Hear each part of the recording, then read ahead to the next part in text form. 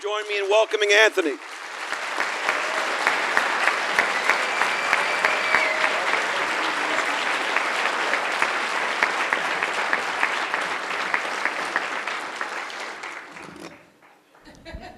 I'm too tall for these things, so. First of all, before I get started, on behalf of my wife, Kelly, and I, we want to thank Community Gatepath for having us out here.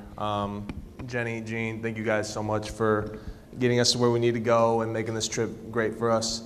The hotel, John, I don't know where you're sitting at, but love the tie, green and white, love it. And in case you forgot, we are less than 48 hours away from kickoff with Michigan. So, but thank you for having this great event. Thank you for having me and my wife stay at this lovely hotel. So thank you guys very much. For those of you that don't know my background really well, I'll make it short and sweet because it's pretty long. But when I was 4 years old, 1993, that's when I was diagnosed with Pervasive Developmental Disorder. It's a type of autism. And when I was 5 years old, doctors and psychiatrists told my parents these words in a private meeting. They said, because your son has autism, don't expect him to do much or be much in life. He'll barely graduate from high school, never go to college, never be an athlete, and eventually when he's done with high school, whenever that is, he'll be placed into a group institution with other kids like himself for the rest of his life. I was not told that story until my freshman year of high school. That kind of became my motivation to prove those people and any other doubters and naysayers and bullies I had in my life wrong. I worked hard at everything, from basketball to my social life, and especially school, because some of you guys may take one good look at me and think I was the smartest kid in my school. I wasn't. And I'm not afraid to admit that either. I got good grades, I had bad grades, but that's because each and every single day was a different day with an even more difficult challenge. But my teachers, who supported and sacrificed so much for me. I had teachers who were high school coaches, and those coaches sacrificed 40 minutes of their own practice time to help me learn, to help me study, because they cared. They wanted to be a part of something special. They were, and they still are to this day.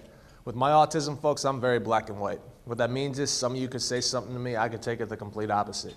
I had a tough time understanding nouns, verbs, idioms, and even sarcasm. I'm a little better now than what I was 10 years ago, but I still have trouble with it. And that's why I wasn't a good test taker, because there would be words, sentences, or phrases on that test I wouldn't understand, and I struggled with it. But my teachers pulled me aside after class and reviewed what was going through my mind when I read this word. What was I thinking? And they explained it to me. But it wasn't just teachers who supported me throughout my life. It was coaches, friends, teammates, and more importantly, my family. So the rest would be history. I went on to graduate from my high school in 2007. Went on to Grand Valley State University in Grand Rapids, Michigan for 2 years on a full ride for basketball. Just 2 years because things weren't going as well as I hoped they would, so I decided to leave Grand Valley State to fulfill a lifelong dream of mine, a dream of playing for a certain coach in a certain university. So I transferred from Grand Valley State to go play for Tom Izzo and the Michigan State Spartans, where I was a walk-on for 2 years. Coach Izzo awarded me a full-ride scholarship my senior year for all my hard work I put into my first 2 years there. I was a part of 2 Big Ten championship teams, a team that won the Big Ten tournament title, a team that went to the Final Four. I played with an outstanding group of gentlemen who to this day I'm proud to call them my brothers. But I'm proud of 2 things in my life, and the first one is this. You are looking at the first ever NCAA Division I athlete and Division I college basketball player diagnosed with autism in history, and I'm very proud of that.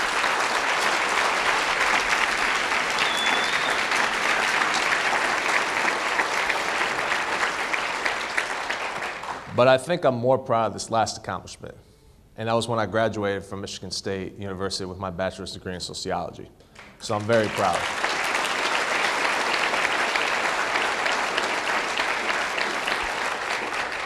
I like to tell people all the time, I overcame challenges and obstacles that were bigger than me. And for those of you wondering, I'm 6'9". I overcame challenges and obstacles that wore bigger shoes than me. And for those of you that don't know, I wear a size 18. And these are very hard to find on the internet. Sometimes I have to special order them, but I guess that's the price I pay for being 6'9" with big shoes. But 3 ways I've gotten through my life. I like to call these 3 ways the 3 keys to success. Because I tell students, teachers, and parents every day that you follow these 3 ways for the rest of your life, you will go far, do what you love to do, but more importantly, you will be better as a person because of these 3 keys. The first one is motivation, because each and every single day I woke up, I had this mindset, the mindset of who's going to doubt me today? Who's going to tell me I can't, I won't, it's impossible? I tell people all the time, I didn't mind being doubted every day. As a matter of fact, to this day, I still welcome every doubter and hater in my life with open arms. Because the more and more they doubted me, the more motivated I became. But every time I was motivated, things were never handed to me, things were never given to me. I had to go out and work hard. Hard work, which is the second key. My father gave me a quote. The quote is, the harder you work, the more you earn. The harder you work, the more you earn. And when he told me those words my freshman year, that kind of set the tone for me. Because of that quote helped me graduate from my high school, helped me earn 2 full-ride scholarships for college basketball, helped me graduate from one of the toughest universities in the state of Michigan, maybe the entire country. That quote helped me and my teammates at Michigan State earn not 1, but 2 Big Ten championship rings. One of them I'm wearing today. This is our 2012 Big Ten and Big Ten tournament championship ring. And these rings are proof of what hard work earned us as a team. Not as individuals, but as a team. The toughest games we had, folks, at Michigan State weren't against teams like North Carolina, Duke, Kentucky, Kansas, Michigan, Ohio State. It wasn't against them. It was against each other every day in practice. Those were the toughest games in our career, every day in practice. But the one thing that we love about each other the most at Michigan State wasn't how many championships we won or how many Final Fours, All-Americans we had. It was about how much support and respect we had for one another no matter what. We didn't care where our teammates came from, Detroit, Michigan, Chicago, Cleveland, Saginaw, Flint, Grand Rapids, we didn't care. The only thing we cared about was supporting each other through the good and bad, having each other's backs no matter what, being there for one another and respecting one another. I may not get the chance to be with my teammates every day like I used to, but every chance I go back to East Lansing, Michigan and see those guys, I cherish every moment with them. Not just with them, but with my coaches. And not just with teammates, but with friends. Cherish every moment with them every day. And that's what I encourage everybody to do. Cherish every moment you have with friends every day. Because just like family, they got your back. They're going to support you no matter what. That's why we called each other brothers at Michigan State, and we still do to this day. Because we're a part of a special family, a Spartan family. I mean, we have our reunion weekend this weekend, and I can't tell you how excited I am to see those guys again. I can't wait. But it's not just teammates and friends that had my back throughout my life. It was coaches, friends, teachers, and more importantly, my family. The third and final key, and in my opinion, the most important key of them all, is support. You know, I come from a family with one sister. And my sister's 4 years older than me. Probably the greatest volleyball player to ever come out of Michigan. You know, she was recruited by all these great teams like Stanford, USC, UCLA, Oregon, Michigan, Michigan State, Ohio State, Texas, Florida, the list goes on and on. But I'm not gonna lie to you, I was the most annoying little brother in the world. There were days, months, years that I was the most annoying guy in the world. And the reason why was because I woke up at 7 o'clock in the morning 2 weeks before she left for college, and I went into her room every morning and screamed while she was sleeping that I was going to turn her room into an arcade. And I had my own little layout for this arcade too. I was going to put a pinball machine in there. I was going to go in her closet. Every single speck of clothing, junk, whatever was going straight to the nearest Goodwill store. I was going to put a Pac-Man game in that closet. And you didn't need money or coins or anything to put in that machine, just plug it in and hit start. But obviously that dream never happened because my parents said, absolutely not, that's not happening. But what I did for 2 weeks after my sister left was I stayed in her room because I missed her that much. She came out for 3 years to play college volleyball at University of Pacific in Stockton. And it was tough for me. I missed her a lot. And it was a scary time for me because I was just starting off as a freshman at my high school. As a freshman, I was 6'6". I wore a size 16 shoe, so I was a big kid at that age. But I kid you not, I was scared of guys who were literally that tall. Because they were the football players. They were big, muscular guys. Let me show you what I look like here.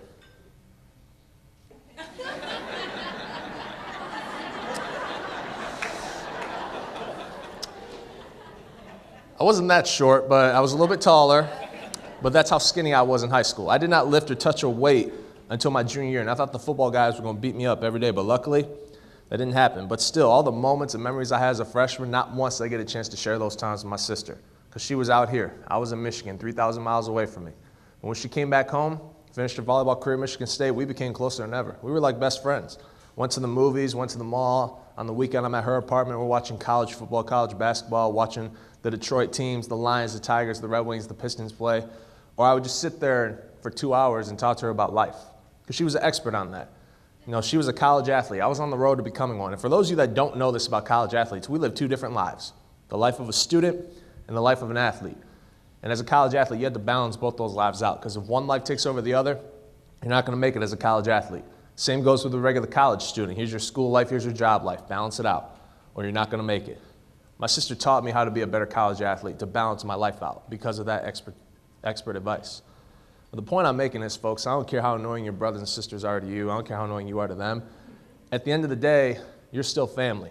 You have each other for the rest of your life, and just like friends, you cherish every moment, every day with family. And I encourage everybody to do this, and I tell everyone at every school, every state, around the country, hug your family members every day for the rest of your life, because tomorrow is never promised. That's why I say cherish every moment with family and friends, because they may not be there tomorrow. The next day, the next week, the next month, we just don't know. If we could predict the future, folks, we could stop each and every single bad thing from happening in our world, and nobody would complain about a thing. But we can't. That's life. So hug your family members every day, because tomorrow is never promised. And that's why, folks, I thank God to this day for my parents. What they've done for me, what they've sacrificed for me, they helped raise me, helped me become the man that I am today. My mom is a teacher. She spent countless tireless nights with me, helping me with homework every night. You know, she always calls me her baby every day, and I'm 25 years old. But I've learned to accept it, because one time I told her to never call me her baby ever again, because it was embarrassing. And I still regret telling her that. But luckily, my father gave me the lesson of, look, you were born as mom's baby, you have that title for the rest of your life. And he was right. So whenever I'm at home on the weekend, or my wife and I are with them and my mom calls me her baby from time to time in public or at a restaurant, I just sit back and say to myself, you know what? It's who you are. It's who you are. But I learned to live with it. But my mom did so much for me. Protected me a lot. Same with my sister. They were my biggest protectors. Even when I was at Michigan State and the fans would rag on me, they'd still protect me. And one day I said to them, I'm 22 years old. Quit protecting me. I'm fine. I can handle the fan base. But that's who they were. They were looking out for me because of what I went through as a kid. My dad, I get emotional every time I talk about him too. I'm a lot like my father. If he was sitting next to my wife, you would know it's him, because I am my father's kid. He may be 5 inches shorter than me and I'm rocking the goatee, but I am my father's kid. Everything I say, do, walk, talk, I look exactly like him. And my father was like my coach. In Michigan, we played Tuesday, Friday games, practiced Monday, Wednesday, Thursday, and Sunday. Saturday was our only off day. Not for me. I was in the gym with my father because of what he did for me. And he's been in athletics and NCAA athletics for over 30 years. He's the deputy AD at Michigan State. All the Final Fours we went to, all the bowl games. We went to the Rose Bowl this past year. I think that was a great moment. And for you Stanford fans in here, I apologize. But I remember after we won that game, we were getting on the bus with the other families. My dad wasn't there yet. And I saw him walking down. And I ran out and hugged him afterwards, because I know it was always his dream to see Michigan State in the Rose Bowl. It was always my dream as a kid to go to the Rose Bowl with him. And we shared that moment. That's how far he and I have gone in life. And, I can't thank God enough for what my family has done for me and where I'm at today. My wife is here with me. She and I have been married for a little over a year now. We've been together for about a little over 5 years. I have our firstborn on the way in February, so I'm going to be a father. So I'm very...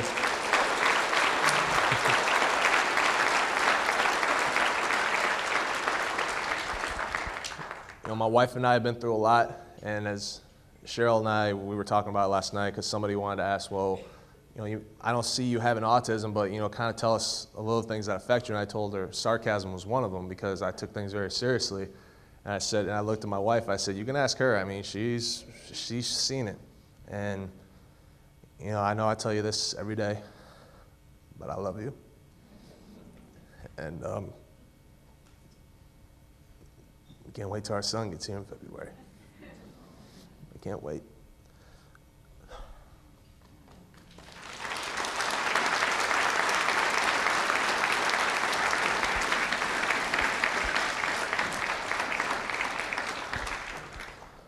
Okay, I'm good. More importantly, it wasn't just family folks that supported me, but I talked about my teachers. And for every teacher in here, this is from me to you, and I say this everywhere I go, but I have a special place in my heart, not just for teachers in my hometown, but for teachers throughout the entire state and throughout this great entire country. Because without teachers like you, I'm not up here today. I don't know who your guest speaker is today. It's not me without my teachers. My teachers all the time, I'm still going to them for advice. One of them said to me last time I talked to him, I'm done teaching you. What are you doing here? Go away. And I said, no, you're not, because I work with students every day and I work with other teachers and I need your advice. What do I do? What do I say? So you are going to be teaching me for the rest of my life. And they don't mind that. But my teachers have done so much for me. I had test accommodations. I had speech therapy from kindergarten to my junior year of high school once or twice a week. And they did a fantastic job with me. And I'm thankfully and grateful for the great teachers I had in Okemos, Michigan. Today, I'm now a national motivational speaker. I don't just speak for autism, but I speak for anti-bullying as well. Because as I said in the video, 65 to 90% of kids with autism are the #1 targets for bullies in schools across the country. And you're actually looking at a target of bullying. I was bullied from my kindergarten days to my freshman year of high school because, #1, I have autism, and because, #2, I was bigger than everybody else the entire time.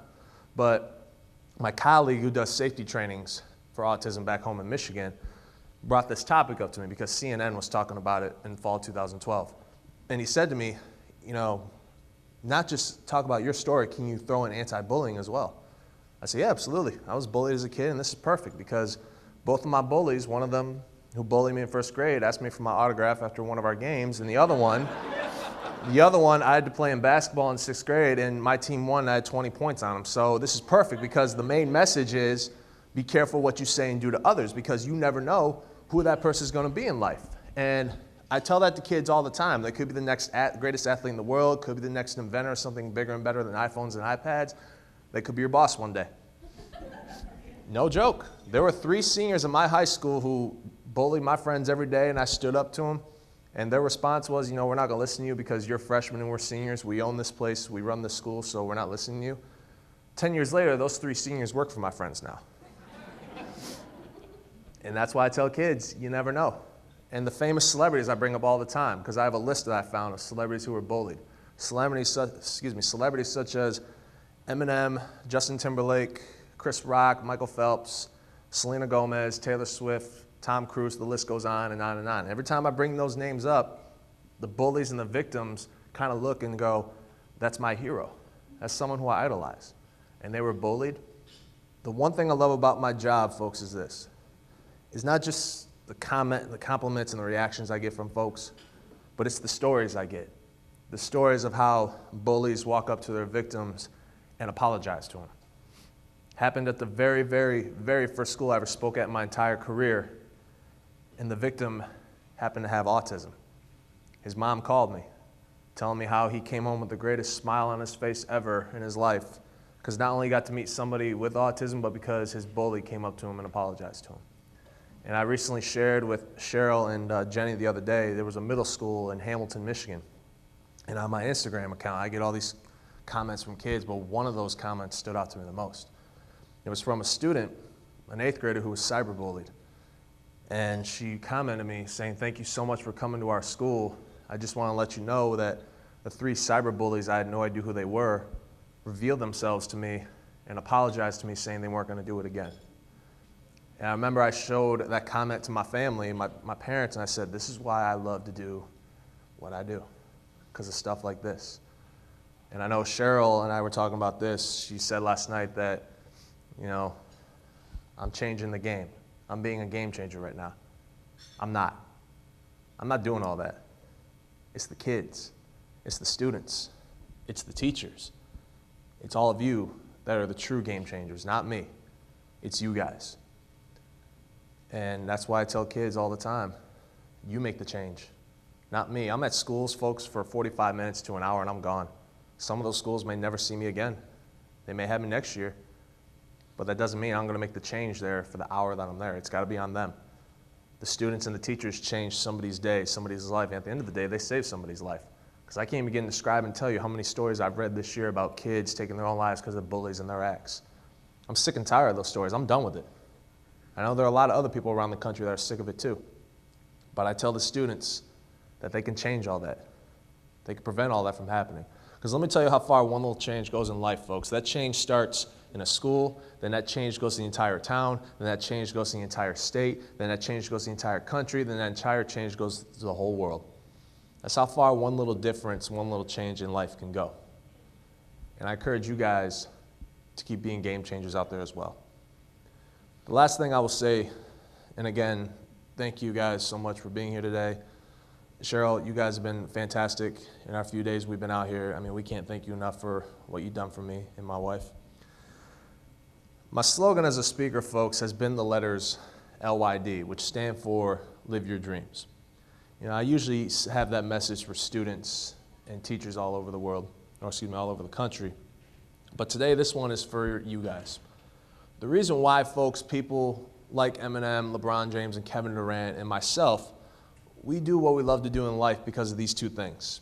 Number one is inspiration, because there's something out there that inspires us all to do what we love to do every day, but more importantly, be better as individuals because of that inspiration. I guarantee you there's something in all of your lives that inspires you to be the greatest, not just at what you do, but be even greater for that inspiration, for that person in your life. Inspiration is number one. The number two reason is because of hope. Because people believe in themselves. They believe in hope. And if you don't believe in yourself in life, I guarantee you nobody else will. I had a tough time believing in myself when I was a freshman in high school because I cared about what other people said and thought about me, how I dressed, how I walked. I cared about what other people thought. But my best friend, with a learning disability, by the way, played college baseball and college hockey at Hope College in Holland, Michigan. He's one of those guys, if he sat next to me and my wife today, you came up to him and just talked trash about him, he wouldn't care what you said or thought about him, because that's who he is. So one day in the hallway, he literally grabs me by my shirt like this, throws me up against my locker, and I'm thinking, oh my gosh, he's going to kill me right here in front of all these people, and I didn't even do anything. But he looked me right in my eyes and said, Anthony, I want you to listen to me, and I'm only going to tell you this once. Forget about what others say or think about you. Forget about what the world says or thinks about you. Because at the end of the day, only one person's thoughts and opinions in your life matter the most. And it's not theirs. It's yours. Your thoughts and opinions in your life matter the most. Not the world's, not the media's, not our friends, but yours. And that's why I was afraid to fail early on in my life, folks. But I'm teaching the most important life lesson my father ever taught me. You cannot be afraid to fail. You can't be afraid of failure. Because if you are afraid to fail, it's going to eat at you each and every single day in your life, and you're going to have regrets. Believe in what you do, believe in yourself, and you can't be afraid to fail. And if you do those two things, folks, it teaches you this. It teaches you how to be confident, how to build self-confidence. After every practice, I never left the gym until I made 5 free throws in a row. 4 out of 5 didn't cut it. 0 for 5, I'm pretty sure that doesn't cut it. But I kept doing it every day because not only I wanted to get better as a free throw shooter, but because I believed in myself and I wasn't afraid to fail at it. I wasn't afraid to miss. So the more and more I shot, the more and more I believed in myself, the more and more I got to walk the streets of Okemos, Michigan. I got to drive around in my life car, but before I was confident, there in the rearview mirror is my biggest fear in my life. Failure, right on my tail. Like rush hour traffic in San Francisco from 3 to 7, bumper to bumper. But the more and more I shot, the more and more I believed in myself and I wasn't afraid to fail at it, the farther and farther and farther away my fear was getting in the distance in my rearview mirror because I become so confident in what I did in my life. That's what believing in yourself and not being afraid to fail, what you do in life teaches you. It teaches you how to build confidence, self-confidence. Hope and inspiration, folks. It's there when we go to sleep. It's there when we wake up. It's there in this beautiful hotel. It's in this room. It's in the great San Francisco Bay Area. It's there every single step we take in life. That's why I tell folks all over the country to live their dreams. Because at the end of the day, folks, we don't dream our lives. We live our dreams. Thank you guys again for coming out. God bless all of you guys. I appreciate it. Thank you.